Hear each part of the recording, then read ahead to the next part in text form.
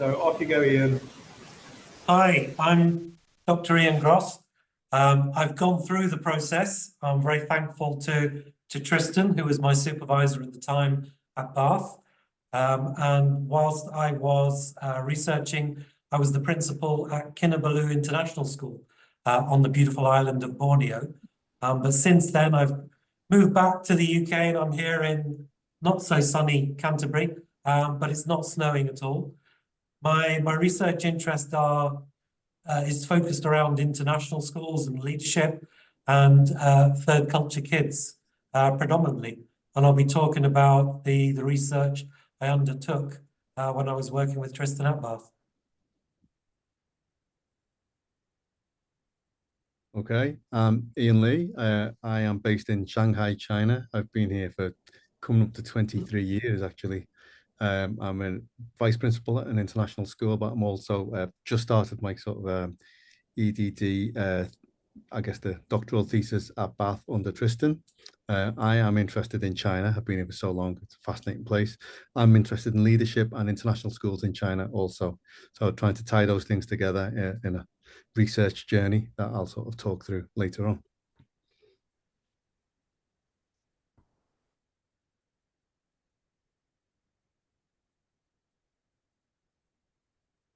Then I will go for the next. Hi everyone, I'm Ya Qiao, and thanks Alex for your invitation to present part of my methodology here. And I'm a year 4 PhD in the University of Manchester.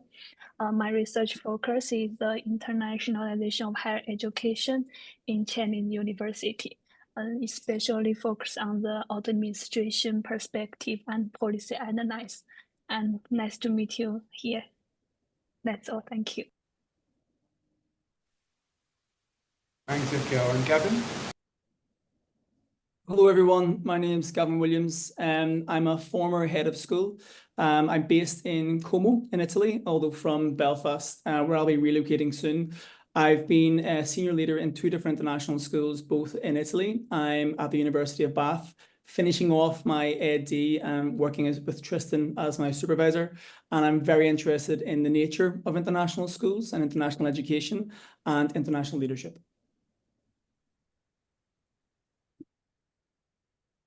Fantastic, right. Sorry, I was getting a cheeky spot of lunch in there. So I will now hand over to Tristan, Tristan, if you can go first and talk a little bit about the challenges that we as researchers face in our context, and then hand back to me, I'll do the same, and then we'll start with the presentations. Yeah, thank you, Alex. So yeah, I'm Dr. Tristan Bonnell, Senior Lecturer in International Education here at the University of Bath. And thank you for everybody coming along from Australia and Chicago and various places. A very international rig that we've got here. I think we're in the 2nd year of this rig, for the Belmas rig. Yeah, so this is this session follows on a sort of quest that Alex and I have been on to try and explore the complexity of leadership in international schools. And we know that schools are complex institutions to lead, but international schools are particularly complex, particularly as evolving loosely linked, as complex evolving loosely linked systems. They are especially complex and they're especially evolving. And some of that theme will come through, I think, in the sessions that we're going to hear today with the international schools, particularly around the world, particularly in Asia, are undergoing a lot of changes, and a lot of those changes are very sudden.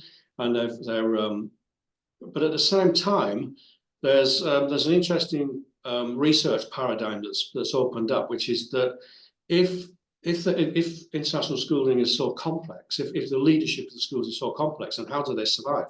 And how do they continue to grow and be attractive? And how is it that the leaders within the schools seem to cope and survive? And so there's a sort of growth paradigm that's quite central, I think, to to research in leadership of international schools. And I think that will come through certainly in the sessions today.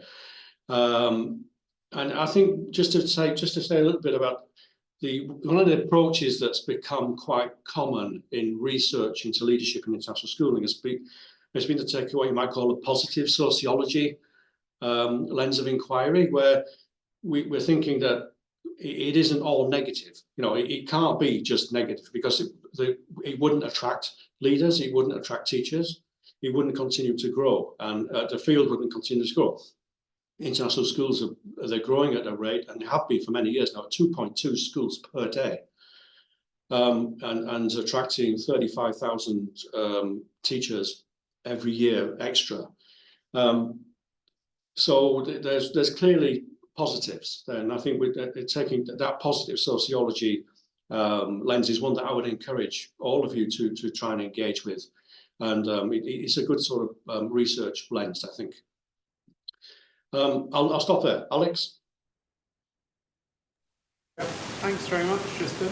Yeah, so it's always an honour for me working with Tristan, because when I was doing my PhD about 10, 15 years ago, I used to be citing Tristan a lot as well.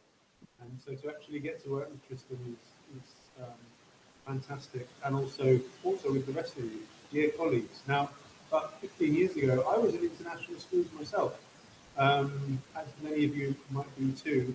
So my journey in introducing myself now has been quite interesting, because I went from there to then becoming a full-blown Russell Group academic for about 6 years at the University of Manchester.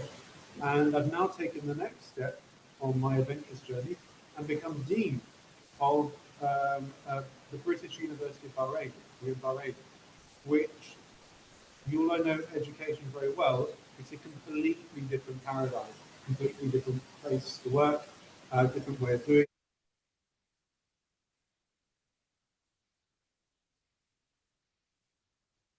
Tristan was saying about understanding the international context of education, and gone to international schools review, and colleagues have done interesting work on this before. I think Keller did some good work on that, talking about the dualities of international schools. It's interesting, isn't it? Because there's very little that you can find in there that Tristan is actually positive about the schools. And that's true for forms for ISR. Many people would call it, the place where everyone goes to have a good old moment about them. And then you also talk to lots of colleagues, and you'll find that lots of international school educators would also like to have a good old moment as well about what goes on. And then the other side of that coin is then the pictures that we see in social media and on Facebook and on Instagram of our colleagues who've left grim old Great Britain to go and work in glamorous places like Dubai and China, and seem to spend every weekend on the beach, and they earn twice as much money as us, and they have a much nicer life. So it's an interesting place to work. It's an interesting construct. And I think the reason why we were compelled to do this session today is because a lot of the research in our field, and I don't know if it's a field yet, but it's an emerging field, subfield of education. A lot of the research up until a particular point was quite dominated. So when I say the word dominate in terms of knowledge, I'm using the Habermasian understanding of it, as if to say it's knowledge that comes from a source of power. That means that people who have a vested interest in the knowledge, people who have paid for the knowledge, particular opinion in the knowledge, they're the ones who generate it. And so critique that's been levied at the field before is that that's how a lot of the research occurred up until, I don't know, the 20th century, or not all of it, but that was something that was levied at it. And what we've seen in the last, I guess, 10, 15 years, that's beginning to change. Lots more different, more complex research methodologies beginning to be produced that are going a lot more into the qualitative rather than the quantitative, which is what it used to be a lot more. That opens up a whole new can of worms, which is how do you do anti-positivist research in international schools?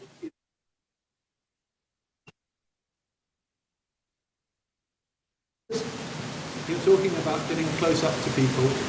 You're talking about getting data from people in ways that are going to be very expensive. They're going to involve a lot of flights potentially. There's the, I'm repeatedly and increasingly seeing phenomenology being used as well in these methodologies. As I indeed did in my research as well. And the question is, how do we get close to the phenomenon of it when they're so disparate and when it's so difficult to get close to them? So there are many, many questions there as to how do we make our research field more robust and more.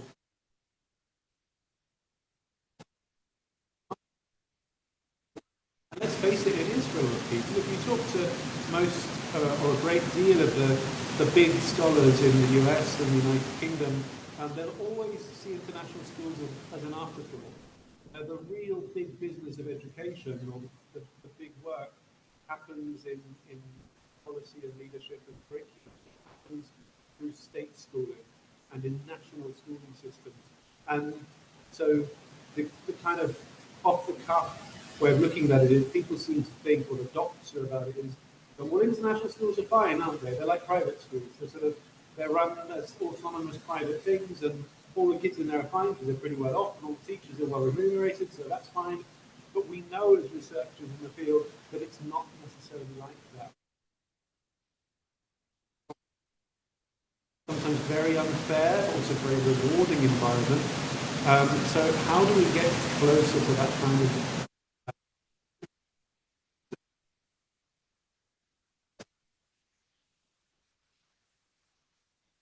outward academic rationale that we have? How do we establish ourselves as a field in a more robust way?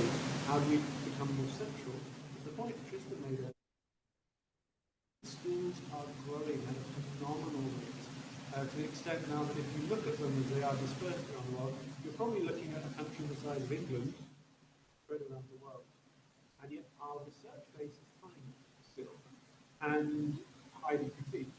So I'm now going to hand over so that we can see in detail what research methodologies look like. So the state-of-the-art, colleagues, this is what's happening right now, what has just happened, and our presenters today are all prepared to edify and illuminate you on precisely these subjects. As I promised, I'm going to be a hard taskmaster. I have 16 minutes past 3, I'll put it 17 minutes past. That means that Ian, Dr. Ian, you now have until 27 minutes past the hour.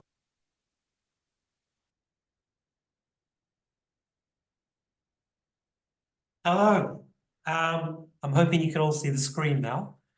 And I've kind of bucked the trend that Alex was talking about. That after 20 years internationally, I've come back the other way. I missed the UK clearly with all the wonderful weather and the very low taxes that we have here. So it's enjoyable being back. I'm still a principal and I'm still at an international school in Canterbury, where the majority of our students are from about 50 different nationalities. So it keeps me working in that area that I do enjoy. But my research a few years ago did focus on dealing with critical incidents in international schools, and in particular, the challenges around those and strategies that I could glean from case studies through the greater ASEAN region. So why did I look at critical incidents? I'd always been interested in culture and leadership culture. Unfortunately, in my first year in Malaysia, we lost a student during a swimming lesson, and that triggered a whole lot of different feelings for myself, for staff, for other leaders that I spoke to.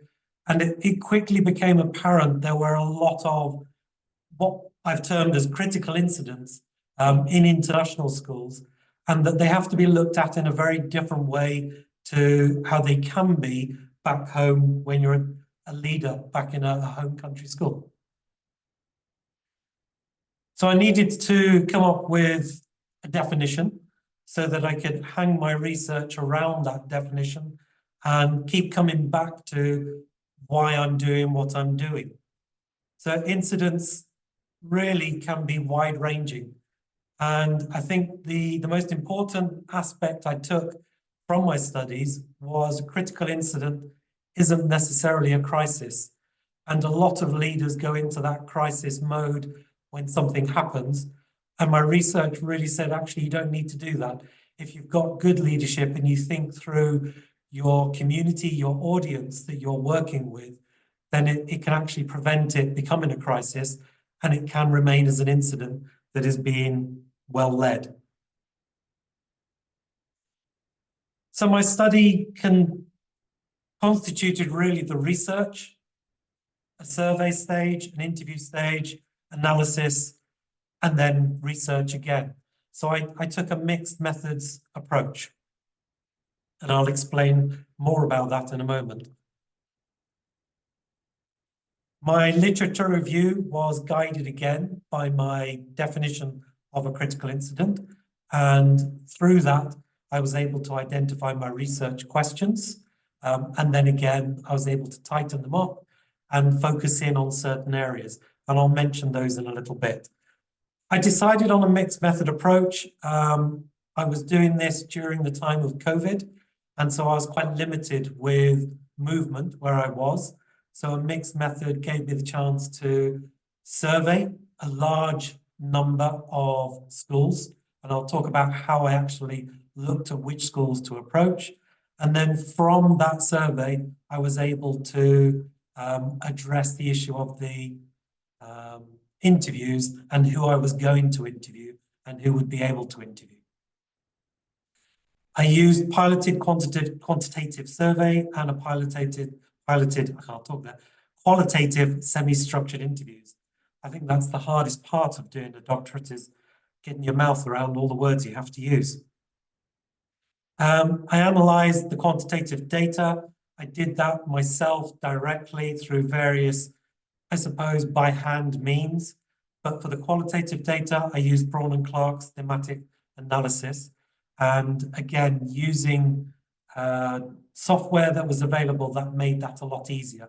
And I'll talk about that in a little bit.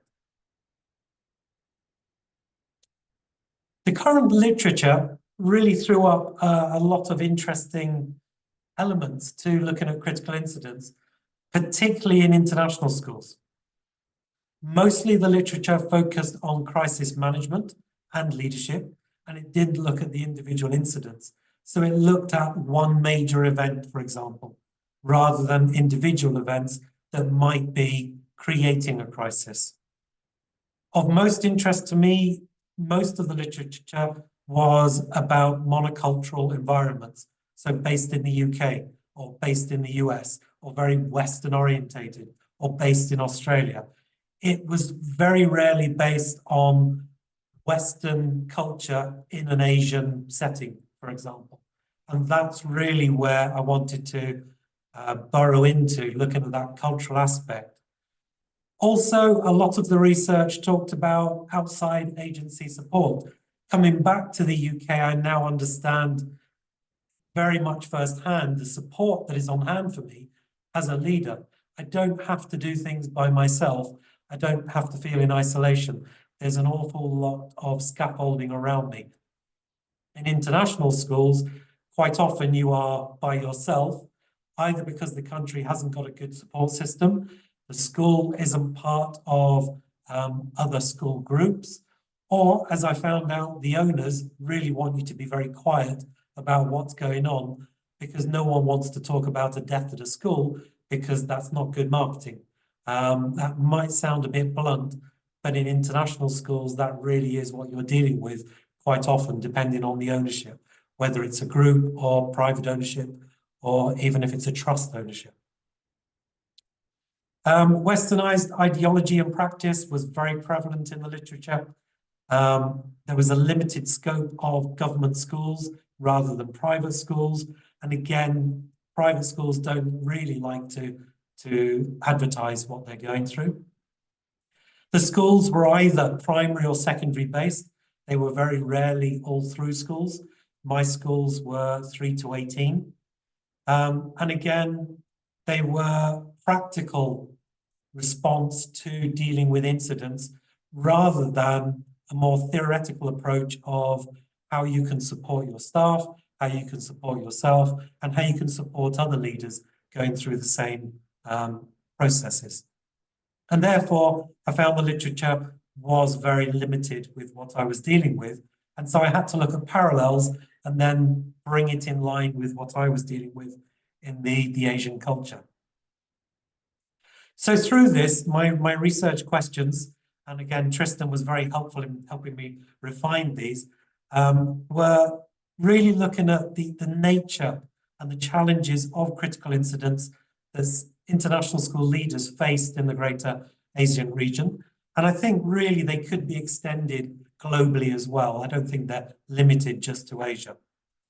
The cultural factors that influence leadership when managing incidents in the region, and that really was a big part of what I was looking at, and how the school organization like ownership and accreditation impacts that.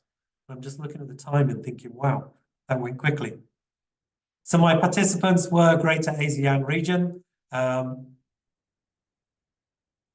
There were the countries that I looked at. The definition of international school I used was from ISC. However, they weren't really suitable for what I was looking for. And so I did focus on schools in an international context and establishments with an educational context. This meant I ignored study centers, kindergartens, language centers, military schools, and national schools with international examinations, which are prevalent again through ISR definition schools. I ignored Gmail, Hotmail, and the equivalents of schools when I contacted them, so I could include legitimacy of approach to the people I was talking to. And that left me with approximately 384 schools I could contact, of which I had a return of 122 for my questionnaires, and that allowed me to reach out to 17 for interview, which gave me a rich amount of data to go into. That gave me the opportunity for finding all these areas for critical incidents, which then allowed me to come up with a model of schools looking at how to risk assess, whether it's school-based, non-school-based, and the 4 areas of parents, staff, ownership, and students that you would find within the school setting. And again, within there, they would come under 4 broad areas of safeguarding, external factors, loss of life, and competency of people that are involved. The challenge were numerous, and I put them in there. And I won't read those because I'm running out of time very quickly. But it led me to develop intercultural literacy, knowing that international is not as relevant anymore as intercultural, which led me to another model of international school leaders needing to be aware of cultural empathy, cultural arrogance, cultural ignorance, and cultural tolerance. Now, this all came through not just the survey that gave me the landscape, but more the interviews. And I think going back to my methodology, what helped the most was being able to do the interviews online and then really using something like Otter AI to transcribe, because that sped up the whole process for me to actually then use that data to go through and pull from it the amount of information I could. So my advice there would be for interviews is use an AI model like Otter, which can do the hard work for you, and then you've got a chance to actually then go into it and spend more time on that. Alex, I can see you trying to jump in there. So yeah. Wow, that time goes quickly. It really goes quickly. It really, really does. And you did very well there. I did notice that you had 124 slides in your slide deck. So that is always challenging to get through in 10 minutes. No, I'm being sarcastic. It was 19 you had, I think, didn't you? I did, yes. Yeah. I did, yeah. I think you did very well getting through 19 slides in 10 minutes. Well done. Thank you. Thank you, colleagues. I hope you've been taking questions as Ian was talking, because you'll get a chance to ask him questions after. And now we will move on to our other Ian, please. And Ian, it's now 28 minutes past. That gives you 10 minutes to 38 minutes past. Off you go. Sorry, can you see my screen? Yeah, Okay, you go. so Excellent. Yes, thank you. so I've started my clock. I'm at the start of my research journey. I'm not at the end. This will be a slightly different talk. But my question I'm kind of asking is about the evolving challenge of leading the elite traditional international school in transition, the perceptions of expatriate leaders in mainland China. So obviously, I'm based in China. I'm interested in international schools, and this is kind of I think this is an interesting link to what Tristan was saying about everything seems to be phrased negatively in research, because I've already called it a challenge, and I've discussed this with Tristan before. So I feel like I'll be leading people with that title. Why I've chosen this, China is seen as an epicenter of activity for international schools. I've been in China since 2000, and when I came here, there were 22 international schools in the country, according to Brummett and Keeling. And there are now over 11,000 according to ISC. Now, when I did my master's and through this, I found that the definitions of international schools was an incredibly complex minefield. And I thought that was quite an interesting quote by Pierce, saying that international schools are always in a state of permanent identity crisis and kind of inventing themselves and reinventing themselves. And that kind of links, I think, to this sense of a continually evolving field or industry that we find ourselves in. And as I kind of unpacked international schools, yeah, I'd seen the ISC definition, which is pretty ubiquitous in the research. But one definition stood out, and that for me was the elite traditional international school, which was kind of picked up by Tark and Mishra in 2015, but has been expanded a lot more by Bernal in sort of the last sort of 5 or so years. And I just thought that was a really interesting phrase. It's those three ideas of elitism, traditionalism, and internationalism. I'm fascinated by, okay, what do we mean by elitism and how does it kind of manifest in international education? What do we mean by traditional? Whose traditions? In an international school, and then what do we mean by international in an international school? And these things just seem to be sort of morphing and changing all the time. So I'm interested by those ideas, but I'm also interested in how the leaders of those schools understand those ideas, because in a sense you're the guy stood on a stage explaining your school, and your school in a sense is trying to represent those concepts to an international audience. For me, it's in China. So how do we understand those ideas? How do we accept this as a definition of international schools? And then how do we deliver those ideas in China? Are there barriers to us doing that in China? So I think within China, there are certain things that we can't really talk about. And internationalism, I think in China is an interesting idea, and I'll come back to that later. I've put this image here because this is Gaskell in 2016, when there were just this explosion of international schools, and it was like the dreamland. But that's changed since COVID, and again, this kind of evolution. It's a different market now than it used to be just a few years ago. I think the aims from my research is the leaders in international education are, I think, an under-researched field, and it is interesting to sort of unpack what we're all doing. I wanted to center the study around the voices of leaders, the real voices of leaders who are practitioners within the mainland China context. I think they have interesting stories to tell, and I would like to capture those stories if I can. From them, I'd like to get insight into the challenges of leading ethos in China. And I think from those stories and in the last 15, 20 years, I think we'd get a richer understanding of the evolving transitions and shifts within international schools, certainly in China in the first quarter of the 21st century. But I wonder whether some of those understandings, when you actually unpack them, would be usable across a variety of contexts. So that's sort of, it's a rough aim, but I think it's interesting. The methodology I'm going for is interpretive phenomenological analysis. I think the study is going to be very much based on subjective perceptions of the people involved. and it is going to be based a lot around feelings, motivations, belief systems, and values.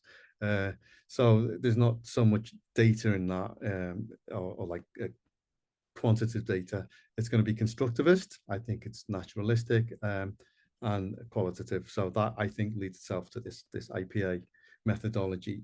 That is a nice methodology for looking at people who are living and experience in a certain context, and I like to unpack that with the people. So I'm going to do that through interviews, and I have to sort of bear in mind my own position as a sort of as a peer, as a leader in maybe what might be seen as a competitor school. But I'm also a practitioner, so I think I'm believable, and I'm a credible interviewer. I understand the context, but I think it's also going to be a little bit complex speaking to people. I'll be analysing the voices and the words of my colleagues across China, and interpreting what they see about themselves, and also what I see as a researcher and what they say. So I'm mining for meaning. Here are some of my challenges that I anticipate because I've not started the study yet. Accessing sufficient participants. Now, I said at the start there's over 1,000 international schools in China, but when you actually look at an ETIS, and what defines an ETIS is, I think, this sense of elite, traditional, and the international, I think, for ETIS is based on does it do an IB program, which itself it aims for an internationalist perspective on education, more so than, say, an American school. Can I, develop trust with the participants, and how will I do that? Can I account for my own bias, my own position as I do the research? Can I devise a practical interview structure? These are busy people running very busy schools. Where am I going to store this data? How am I going to store this data? Where am I going to find the time to do it? I'm also a school leader. And will I be able to be inclusive of, a wide enough range of schools? Will enough people agree to be part of the study? Other challenges are, how good am I at interviewing people, on the fly? Can I come up with good questions that will address or investigate what I want to investigate? How good am I going to be at interpreting the information and data that I collect? How good am I going to be at coding it and taking notes? And how good am I going to be at writing it up? So these are sort of early challenges that I'm trying to grapple with. So the areas that I think it kind of touches on are obviously ETIS schools, international school education.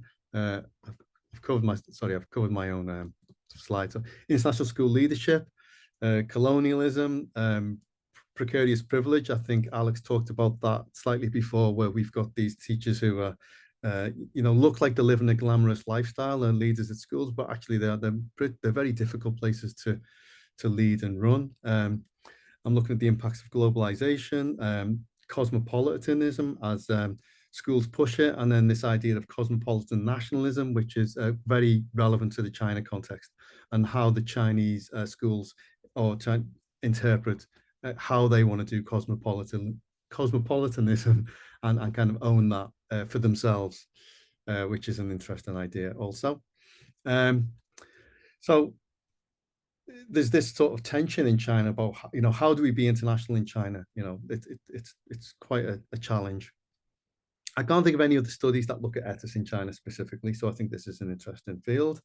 I don't think I've seen any other studies on international school leaders within China specifically itself, and I hope that this study will capture crucial voices in leadership and international education in China. And this is references, I just put them in if this is recorded and people sort of want to look at this later on. And that is, I think, 9 minutes. I think that's whistle stop. Funny, and that's even, I think, 1 minute before time. So I think you're doing a good job there on the timing. Yeah, very interesting. I know that there's a lot of interest at the moment in international schools and their leadership. Currently at the stage of PhD, because I've read several proposals to do that. So I think in the next years, this is going to become an increasing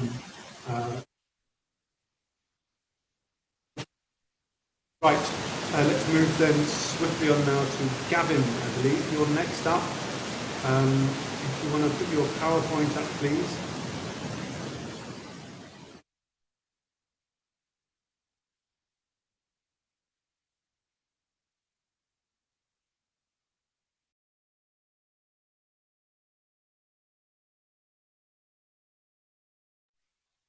Don't have to do a PowerPoint, but I think you gave us one, didn't you? Yeah, it's I'm just having some difficulty sharing the screen. You want us to pop over to Yakiel first and come back to you later? I think I've solved it. All right, great. Okay, business.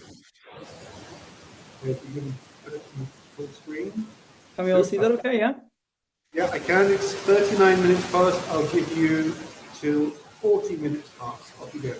Fantastic, thank you. I have to say I'm really glad I got to speak after both Ians, because what you find when you speak to other senior leaders in international schools, you have so many of the same issues and so many of the same challenges, and you do frame them as challenges, and often you are solving these on your own because you lack that sort of scaffolding. And I think that in my research, what I was really attracted to was the experience of other international school leaders, because I was dealing with a lot of issues, I would say, autonomously as a head of school. And often you want to speak to colleagues about these things and share your experiences and try to navigate the same sort of waters, but you're all in incredibly different contexts.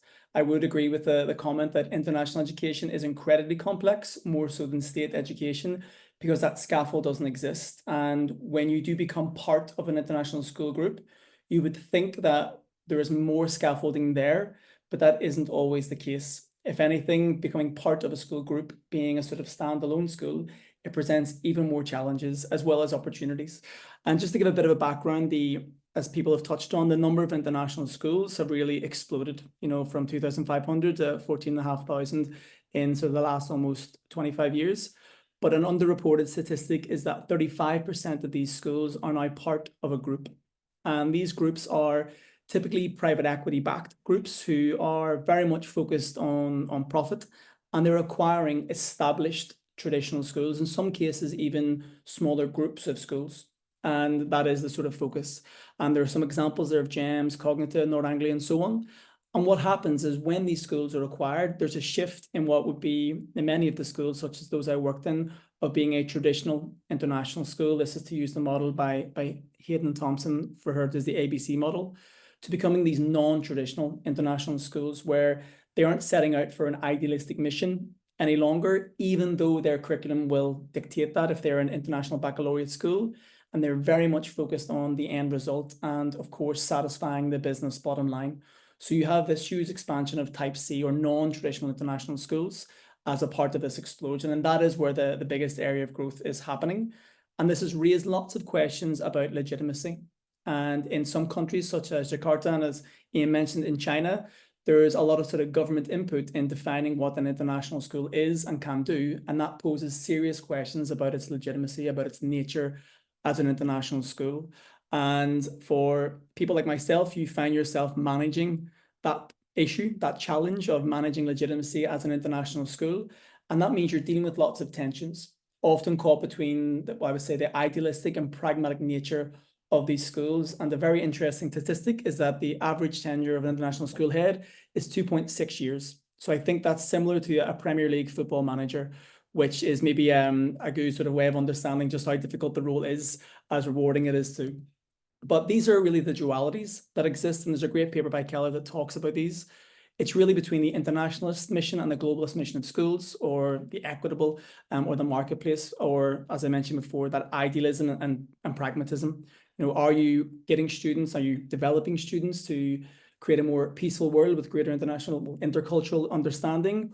Or are you really about supporting the globally mobile elite and getting them into top universities to create that managerial class, which is often talked about in lots of papers as well. But the impact of groups is what I was really interested in. And I think when you speak to other senior leaders as one yourself, it's a bit of a catharsis trying to understand, am I on my own? Are these experiences unique to me? And you quickly find out that no, they're not.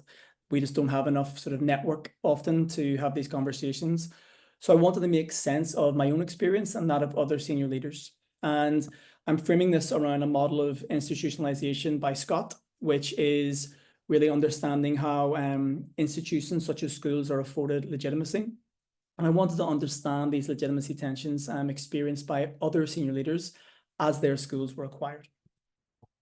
So I've done this through a sort of constructivist paradigm. I want to make sense of that experience. And I'm also using IPA, which aids that contextualization, because I'm looking at schools across 4 different school groups and across 4 different European countries, all of which offer the IB curriculum. Some of these are IB continuum schools, so they may have students from 3 to 18. Some may only offer one of the IB programs, such as the IB diploma, which is between the ages of 16 to 18. And this gave me the chance to connect with the networks that I was in, both professional and personal. And being a head of school, being a previous senior leader, it meant that you were able to have quite an open and honest discussion, I think, with those other senior leaders, because you had that sort of sense of empathy, that you've been through the same challenges, that you can see things from another's perspectives.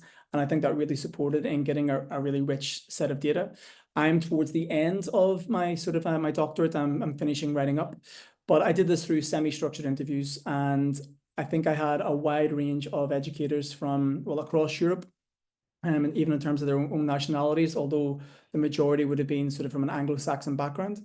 And I found that they had quite similar experiences, even though they may have been acquired by different groups. There were some commonalities there, which were a reflection, I believe, of the complexity of these schools.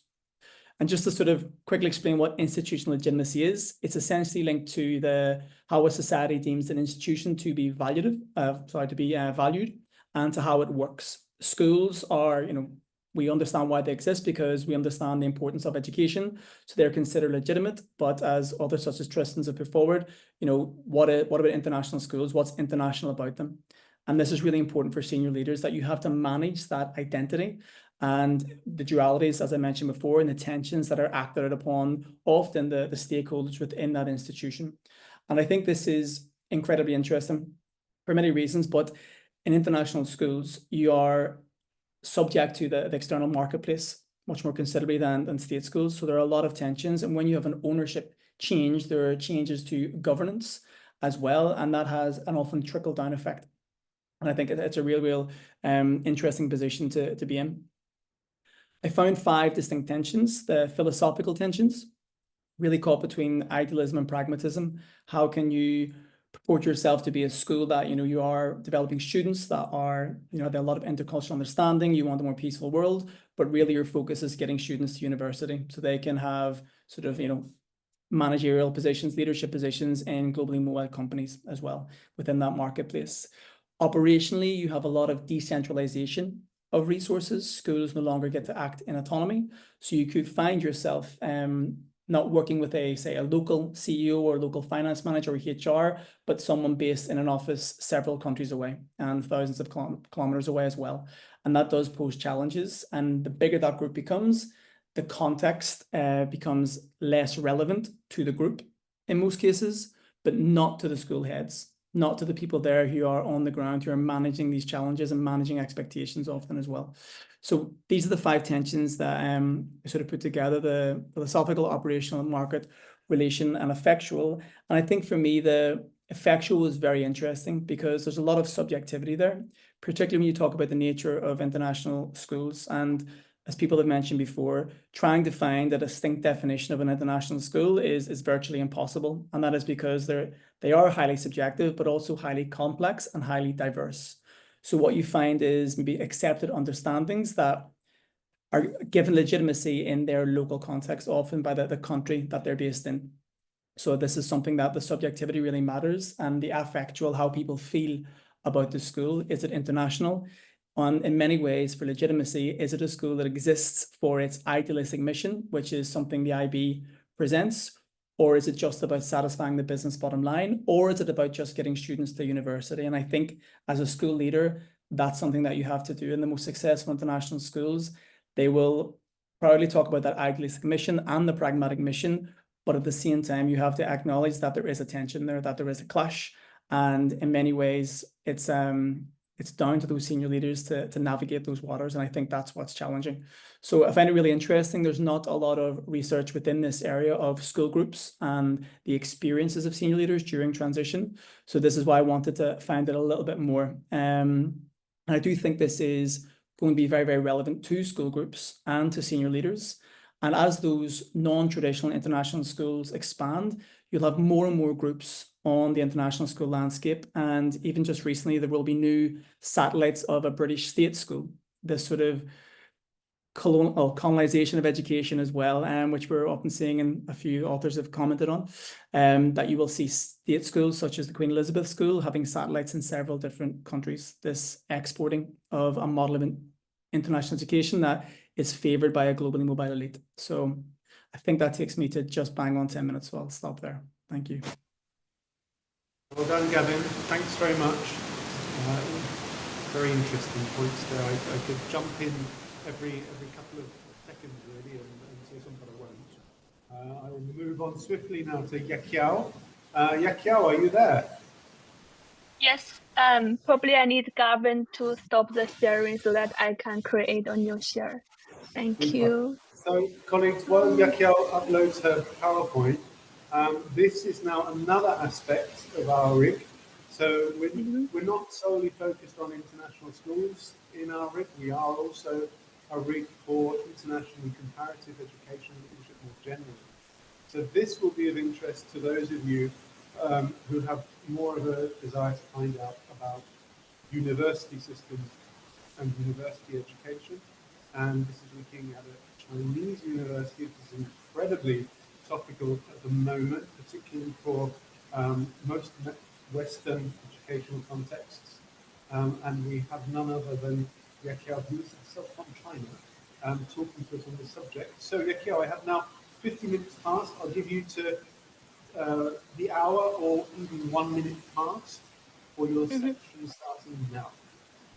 Thank you, Alex. Thank you, Alex, for your kind introduction.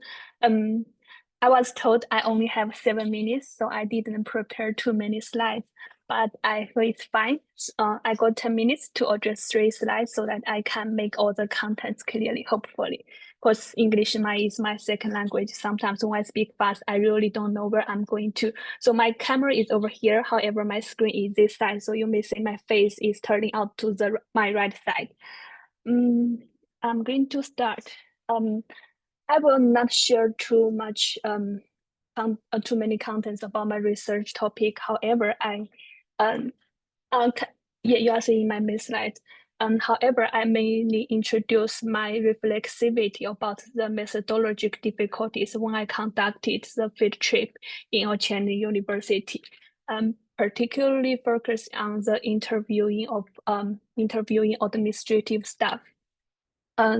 This is my topic, from cosmopolitan capital to global citizenship, examining the role of study abroad program in shaping agency and resilience among Chinese university students.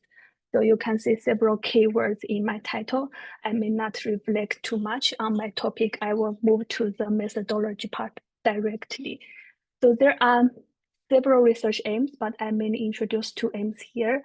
I want to identify administrators or strategies for utilizing study abroad programs to promote cosmopolitan capital and support institutional objectives, especially focusing on how administrators and university international department, how they respond to national policies related to internationalization initiatives. This is slightly different because study abroad are mainly utilized in Chinese university to promote or as part of the internationalization initiatives. That's why I need to combine study abroad program and internationalization initiatives. And also the case study, like I use the anonymous name, the Maple University use a study abroad program as the main initiative to enhance or to advance its internationalization level. So this research mainly examines the university environment, especially I use the concept institutional affordance and constraints to know like how students exercise their cosmopolitan agents and build their cosmopolitan capital. in study abroad context. So this move to my second aim. Like I want to analyze how students' participation in study abroad programs foster their cosmopolitan agency, resilience, and a broader conception of global citizenship. Of course, before exploring students' experience, data from administrators were analyzed to explore like how institutional affordance and constraints might influence their experiences within it. So this moved to my methodology part because in current literature, most studies only focus on a single study abroad program or combining several study abroad programs without carefully addressing institutional atmosphere to analyze students' experiences. So I really want to combine administrators' account as a foundation to understand students' experience, because Chen University is kind of centralized by the Minister of Education from the PRC. So institutional atmosphere is very important because students are navigating all the rules in the institutional atmosphere. And also I conduct a case study to understand study abroad program. There are also some practical challenges and considerations. Because it's very hard to reach program directors or curriculum leaders to investigate a specific program as what the current literature do. They most choose several programs, as I said. It's very hard to reach the program director and get support from them. And also these programs are like typically enroll students from diverse universities. So it's very challenging to focus on a single cohort. As I mentioned, the institutional atmosphere is also very important in shaping university students' experience within that campus. So instead, I didn't use the traditional methodological approach to investigate the study of program. However, I choose a case study, I choose a university and investigate the dynamics about study of program within that university. And I received the support from the international department at Maple University and staff in that international department who mainly responsible for the student exchange all agreed to enroll in my doctoral project. So I interviewed 5 persons in that department, including the department director. So therefore, like I conclude 2 innovation here. Because I adjust my methodological approach to addressing the practical challenges. So I would say like I adopt a culturally contextualized approach. I will mainly introduce this approach in the next slide, especially on the data collection and the data interpretation. And to achieve this, however, I first problematize the Chinese higher education field and just my positionality to ensure the trustworthiness of data interpretation. You will get this idea why I need to, lay a strong foundation to justify my personal nationality a lot, because of, getting, how to say, interpreting data, in a critical way is difficult, to capture the essence of administrators' narratives. So let's go to the next slide. So I did a lot epistemic reflexivity, to interpret data. Not only interpret data, but the coding process as well as the themes development. I define, also combine some reference. I define epistemic reflexivity as the practice of critically examining my knowledge production process and also like the bias, my bias, the bias existed in my doctoral position.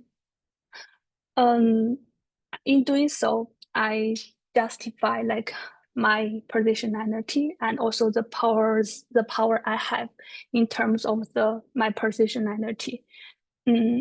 I worked first of all, I worked as an administrator in this institution. So actually the participants enrolled in this project were my previous colleagues. And also I am a PhD candidate in the UK. So I identify myself as a postgraduate researcher in the UK from the Global South. And this role makes me, how to say, like my initial methodological approach were totally designed following on the Western methodological rationale. Like I need to include several courses that they mainly deliver global relations or the intercultural communication, this kind of course that can reflect students' global outlook. However, even though I worked in this university before, I couldn't get support from the course lectures and get their course content or use several courses as case studies. So I couldn't do this. I had to adjust my methodological approach based on the practical problem, based on what kind of participants I could include in my case study. And also I identify myself, the power I have because I'm an alumni of the Case University, and I also joined study abroad program when I was an undergraduate student here. So I have several internal positions in conducting this project. I want to mention several. So I need to emphasize the sampling method in terms of the getting participants from administrators. I use purposive sampling methodological approach. I also include students in this project, but I guess I didn't get time to reflect on methodological approach of collecting data from students. So I mainly reflect the challenges and the practical difficulties like I have in collecting data with administrators. I also want to introduce several reflexive analysis in data interpretation. I need to interpret nuanced responses. What does this mean? It means like the responses from administrators were often simple and vague. For example, when administrators told me it depends on the leadership, so that's it. So to address this, I need to draw on positionality to interpret the complexities behind these simple narratives. Without contextual understanding, their statement might mean nothing to outsiders, to audiences. So I had to take yes. I'm going to have to jump in here now. I'm sorry, you've had your 10 minutes. So yeah, the time goes really fast, doesn't it? Yeah, sorry. You thought you'd under-prepared, and yet it goes so quickly. I think those things there on data interpretation, reflexive analysis, and trustworthiness and ethical considerations, the audience can see them there. I think they're self-explanatory, and I think you can possibly go back to them as well when we get into the question phase. Thank you very much. No problem. There. Thank you. Thank you. Right. So, colleagues, there you've heard 4 different methodologies that all approach international research and international schools research, international educational research from different perspectives. So I invite now your questions. If you have a question, just put your hand up in the chat with a reaction, or you can post one into the chat on the side if you don't fancy speaking. That's also fine. And we look forward to your questions.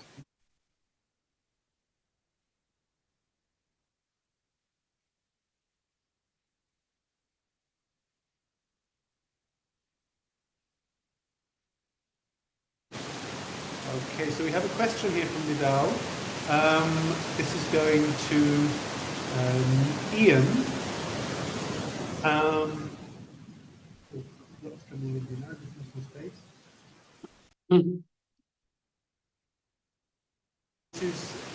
Can you further elaborate, please, on the notion of legitimacy in the concept of your research? Which Ian is that for, Nidal? Hi, thanks, Alex. I think the second Ian. Sorry. Second Ian. Okay. Second Ian. Over here.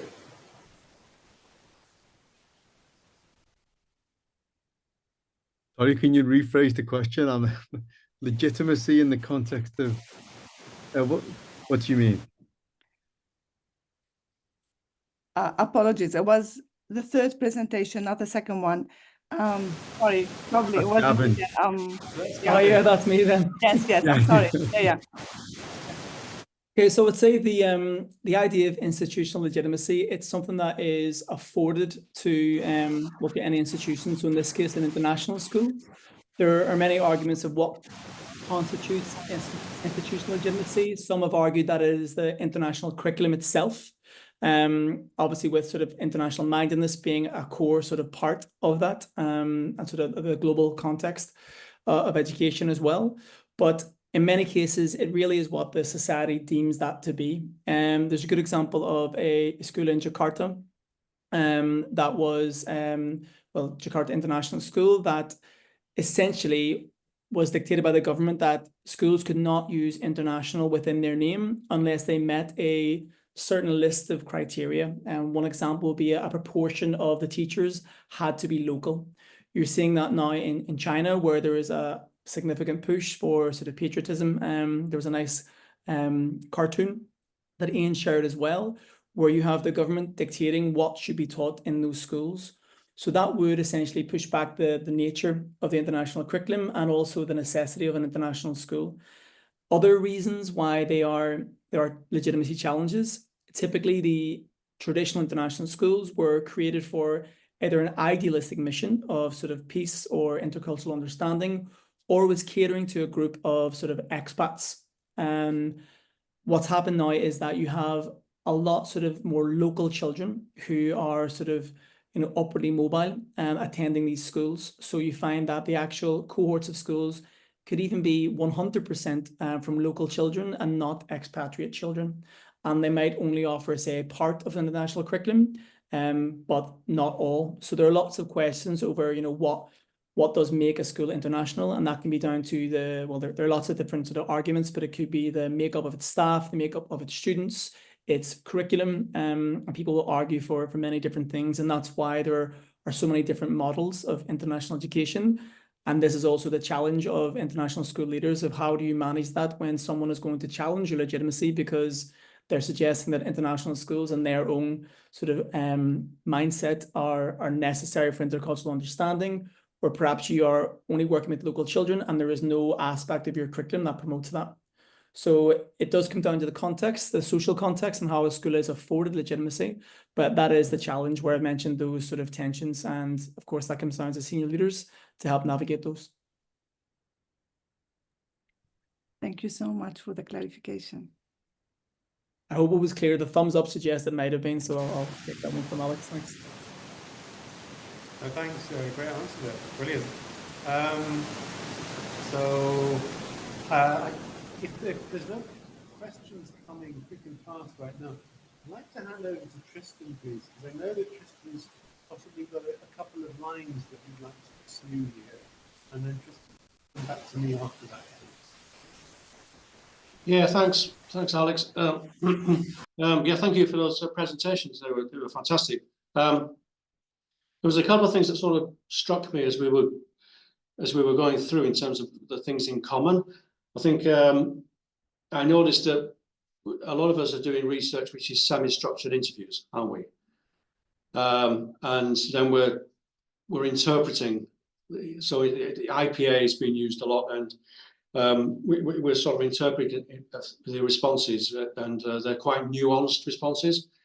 So there's no sort of sense of I mean, we're not really sort of looking at the reality as such, are we? So we do need maybe a sort of critical realist sort of stance towards the research in terms of we're quite small samples, maybe, and quite sometimes the purpose of it, or maybe just sort of quite whoever we can sort of interview at the time. So I think that seems to be quite common with the research that we're doing. We just need to sort of bear in mind that we can't make generalizations about this area of education, and that's something we do need to bear in mind. We're not looking at big sort of huge samples and big data sets. But the other thing that came to my mind is I think we're continuously developing this concept of cells. And that was from there's a paper in the Email Journal, was it 2015? I think it was, wasn't it? This idea of schools being complex, evolving, loosely linked systems. I think this really came through in the presentations, certainly the first three presentations, where we see the isolation of the leader seems to be, or the senior leader seems to be particularly interesting, that loosely linked aspect. But at the same time, more schools, international schools, belonging to a group. So we got the systems starting to, that area needs more development as well, in how these schools operate as a system. We've never really looked at international schools as systems. The complexity is there, and the evolving nature is there. The other thing that came through is the tensions. There's a lot of tensions there. Maybe that should have been. I mean, we've got contradictions, we've got paradoxes, but we've got a lot of tensions and a lot of dualities. And I think that the concept of being a leader and a senior leader in an international school and having that sort of duality, that has become more prevalent and more complex in quite a few contexts. Yeah, Alex, I'll hand over to you. Have you got any observations there? Yeah, thanks. So I was really interested to see interpretive phenomenological analysis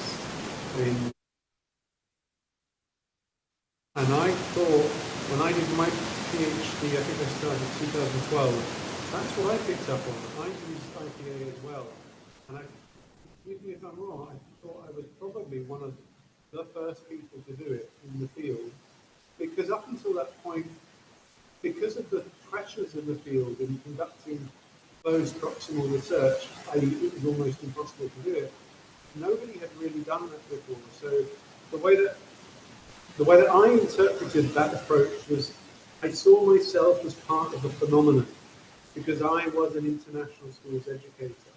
And then I realized that if I was to do the research in my own school, it wouldn't sit well with me, because it would be too much potential for bias, issues, problems.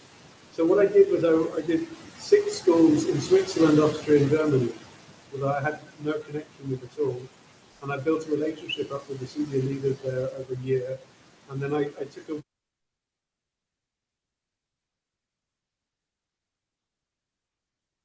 and I rented a car and I drove around Germany, Austria, and Switzerland, and I interviewed. And what I found there was that was when IPA really came into its own, because what it meant was that the people I was talking to, although they were initially a bit resistant to me because I was one of them and I kind of knew what they were talking about, when it came down to it, they knew that at the time I was at the University of Nottingham, that I was bound by ethical guidelines. I couldn't tell anybody who I'd been speaking to. And once that started to percolate through and they realized that, they started to tell me things I never thought they would ever tell me. And I've often referred to it as the confessional moment. They found a kindred spirit in me. And this is IPA. We are the phenomenon. They were the phenomenon, I'm the phenomenon, and we shared a bond together.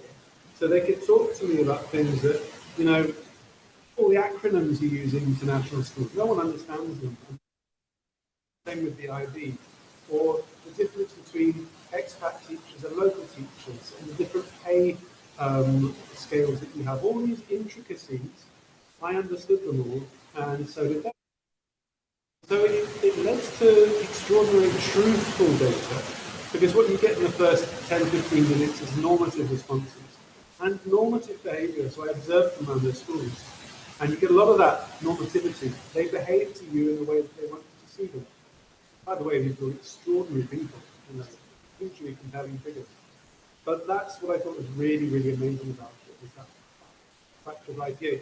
And in the one where I didn't see IPA, which was Yakiao's at the end, Yakiao and I talked about this, and I see that you haven't necessarily gone with it. So I haven't followed Yakiao's PhD for the last year and a half.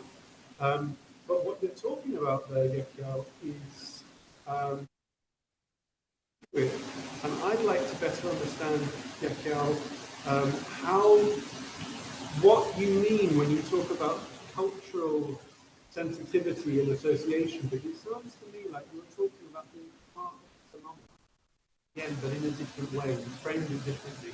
You were someone who worked at that university. You're an alumni of that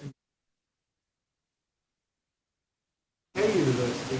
I'd just like you to briefly explain that to us, if you can get there. Thank you, Alex. Some voices were interrupted during your presentation of the question, but I guess I got the main assumption for your questions. So, yeah, actually, it's more like because sometimes people found it's difficult to reach people, or especially the academic staff, when they want to get interviews. When they want to get interviews with them, I would say like the culturally responsive, to this approach, that really get to know what they can say, what academic staff can say, and what they cannot say during the interviews, instead of pushing them to answer your questions. So actually, they answer my question, even though it's in a very unclear way or in a vague way. So the internal, how to say, the perspective, like what I justify for my positionality, is very important to interpret their narratives clearly to make the audience understand. Because my audience is international scholars, I need to write an English thesis or the English journal. So I really need to interpret these narratives. So actually at the end, I didn't use the IPA because I didn't get the robust, narratives from the interviews. They give me, very vague response during the interview. So I mainly use my interpretations to really,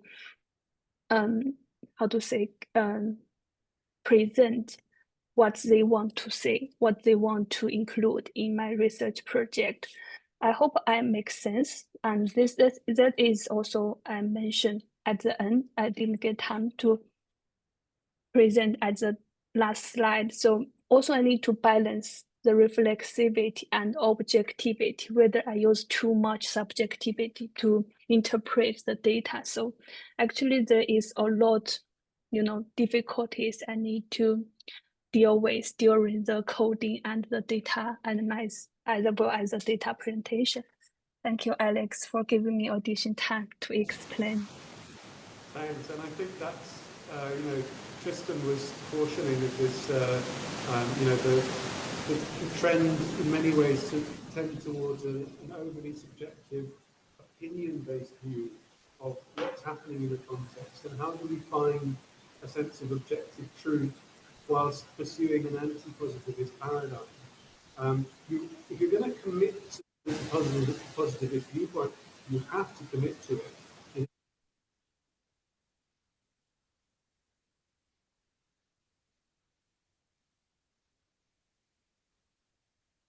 Work in the social science that we say that we belong to, and then they won't do it properly. They'll leave out services. They won't tell you how their sampling was done. They won't tell you how the analysis was thought through. They won't then reference the right methodology, literature to talk about how their methods were chosen, or they won't even mention the word paradigm, for example. So if we're going to pursue a social science, We need to do it rigorously. And if you're going to go down that, I think you did it very well, Yekko. If you're going to go down that path of reflexivity and objectivity, that needs robust as you go through it. Because while the data might not be able to present you with that sense of objectivity, it's your power as the scholar to problematize and intellectualize thoughts, refer into the literature to make sure that your work is robust.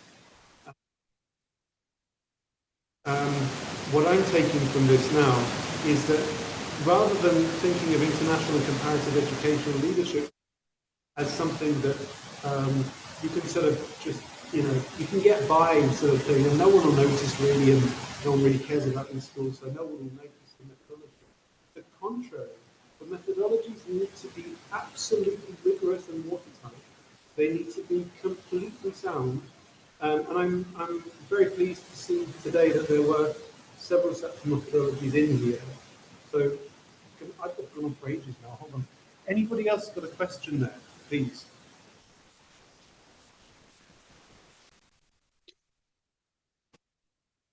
Alex, there's a question there about doing qualitative research and the emphasis on qualitative research. Can I just respond to that? Yeah, go for it. Yeah, thanks for that. I mean, one of the strengths of a lot of the research that's going on is it's being done by practitioners. And we saw that with the first three, all the presentations, that's from sort of insiders.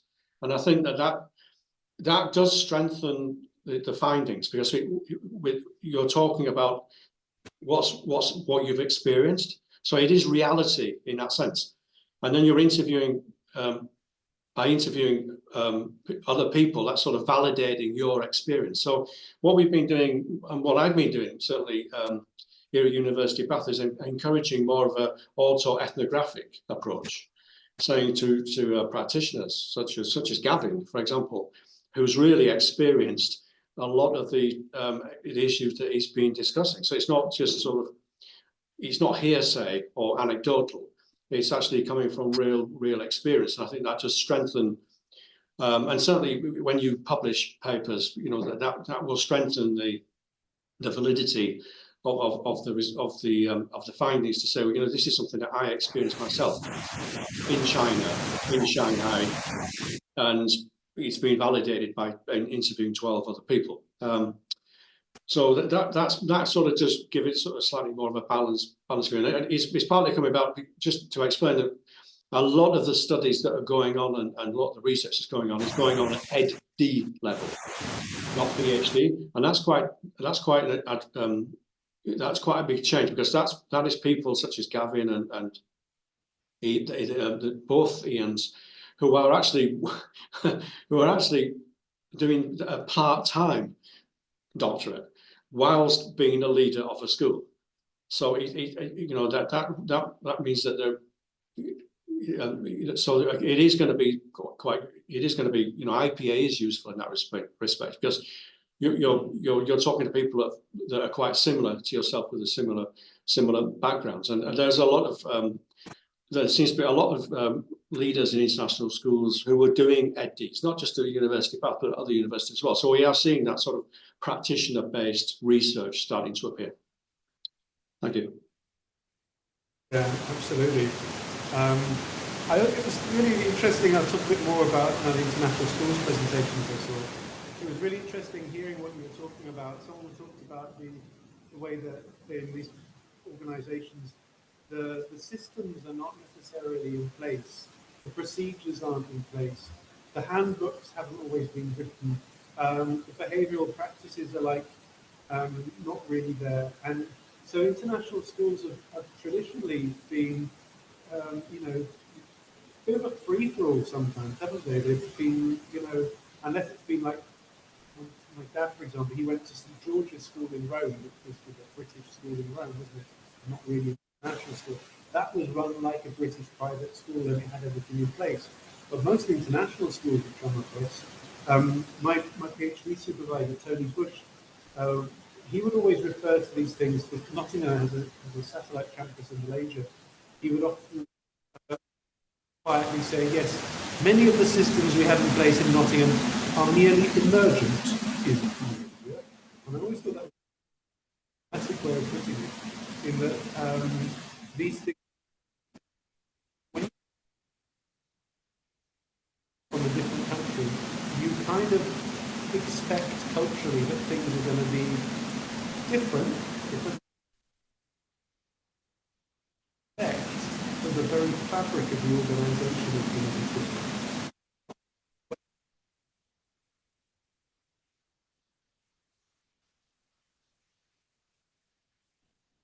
Thinking about the fact that other people have been living with that system for generations, possibly.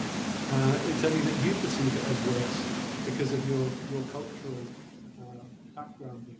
And then the question is, when you change your school, yeah, you change the curriculum maybe, or maybe it's already in place. But when you start changing the system, colonizing that school with the system. So go to more of a US American international school. It's different in flavour, in how it runs, to when you go to one that's a bit more British. Again, very, very different. And then, you know, where are all these gaps in between? And the reason why that piqued my interest is because I've recently gone from working at one of Britain's, it's the largest campus university, the University of Manchester. Very big, very established, very well respected. Every system is in place, and then some. And I've come back to this conference again in the Middle East, and so that really resonated with me at that point. I think it was year number 1 who said it at the beginning. Is that right, Ian? Sorry, you're breaking in and out. Can't quite hear you. My aircon. Probably. I'm sorry about that.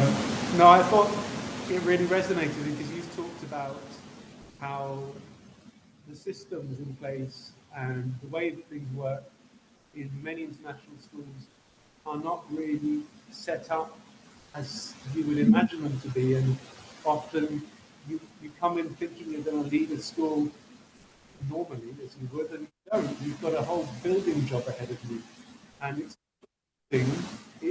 rebuilding, and people are culturally attached to what they have that's there, and then your role is to come in and essentially go, well, hold on, that's not working, we need to change that. And that's actually not just a change of system, it's a change of culture. And I wondered perhaps you could say a little bit about that, because I think that's a really central topic here. It's quite interesting because it's really evolved over the years, where international schools, I can't remember who the quote is from, but refer to them as islands. And the head could pretty much do whatever they wanted and take the school in any direction and treat people however they wanted as well. Some ways positive, some ways terrible. But as more schools have developed and more staff have come from the UK or the US directly, that has had a major impact in the culture of schools and the expectations of how they actually manage themselves.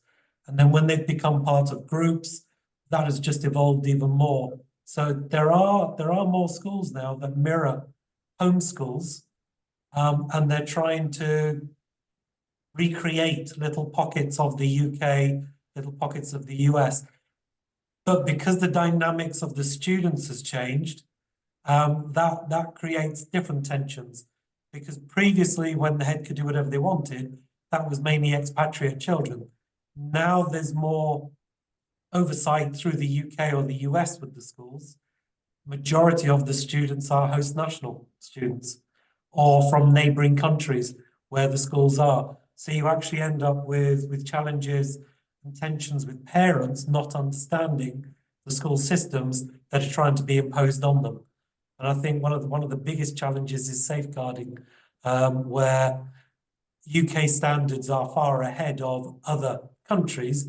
And in some ways, it could be seen as, again, this colonization of the West imposing its values on other nations, rightly or wrongly. That's a different discussion.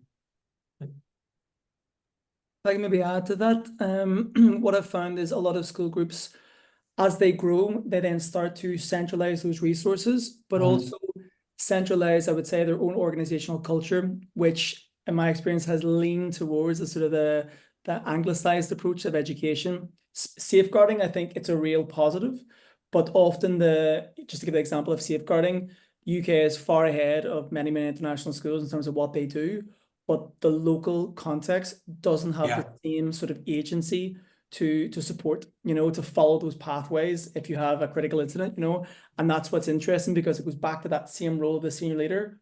Well, I'm getting advice from a different country. It makes sense there, I know, because I've experienced it, but in this context, it doesn't work. But you still have then the tension being produced when you have, someone in that office in London higher up saying what you should do, when realistically you can't always do that in the context. So that's one of the examples of tensions that I certainly uncovered as well. But it is also a choice of the groups, of the companies, believing what the parents want. And therefore there is an attractiveness to this sort of elitism, that comes a lot of time from sort of the post-colonial or sort of British education system. It's even reflected, there's been a very interesting paper as well, by Tristan, the leadership of these schools is often fitting a type as well. And I think that's really interesting too. Absolutely. Great. Thanks very much, guys. Ian, I think the islands thing, that was one of my papers on, it's called, about essentially Christianity and leadership, and it was in Globalization, Societies, and Education. So thanks for mentioning that. I popped it in the chat. Thank you so much for coming today. Thank you for presenting. Thank you for keeping 10 minutes and putting up with me as a moderator. I know it's not easy, but excellent, sterling work. Really good questions as well. Time. So I'm going to call time.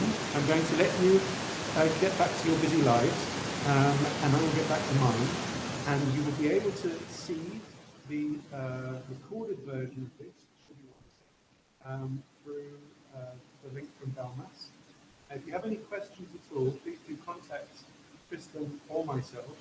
If you have any of the presentations that were here today, do the same, please, and we'll contact the presenters so that they can then disseminate as well.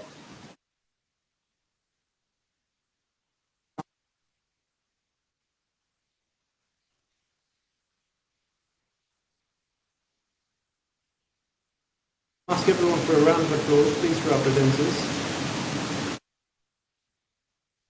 As you wish. And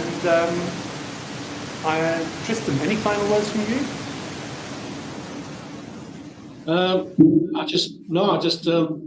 Hopefully we'll see some people at Belmas conference in Brighton in July. Excellent point. Yeah. So remember, colleagues, get your membership to Belmas if you haven't already got it. You probably have. Come to Brighton. What a great venue. Who gets to go to Brighton to a conference? Not many people. Apart from the one that sticks out in my mind is the Tory Party conference in 1984, I think, where Margaret Thatcher was there. I won't go into that now. But our conference will be even more bombastic than that one. So please come along, and thank you very much for coming. And in the meantime, take care. Bye-bye. Thank you. Bye, Alex.